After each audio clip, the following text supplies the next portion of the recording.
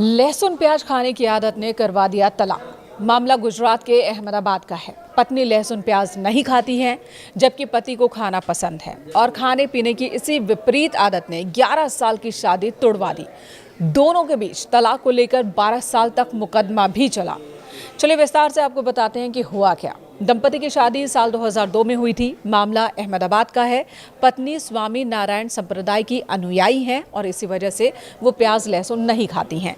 यहाँ तक कि वो सख्ती से त्याग चुकी हैं, लेकिन ससुराल में सभी प्याज लहसुन खाते हैं। पति पत्नी के बीच इस मुद्दे को लेकर अक्सर विवाद होता था। शुरू के दिनों में इन्होंने एक बीच का रास्ता निकाला। एक ही घर में पति पत्नी की रसोई अलग अलग बनने लगी, लेकिन विवाद सुलझा नहीं बल्कि और विवाद बढ़ता चला गया। साल 2013 में पत्नी अपने बच्चे को लेकर मायके चली गई, जिसके बाद पति ने 2013 में ही अहमदाबाद के फैमिली कोर्ट में तलाक की अर्जी दाखिल कर दी। पति पत्नी अगर अलग अलग रहने लगे और लंबे वक्त तक अलग अलग रहने लगे तो ये एक मजबूत आधार हो जाता है तलाक देने का। करीब 11 साल चले मुकदमे के बाद फैमिली कोर्ट ने 8 मई 2024 को यानी कि बीते साल ही पति की याचिका पर फैसला करते हुए शादी खत्म कर दी और पति को पत्नी के और बच्चे के भरण पोषण का आदेश दिया। अब सवाल है कि जब तलाक पिछले साल ही हो गया था तो अब ये मुद्दा चर्चा में क्यों है? तो इसकी वजह है पति पत्नी का इसी मसले को लेकर हाई कोर्ट पहुंचना।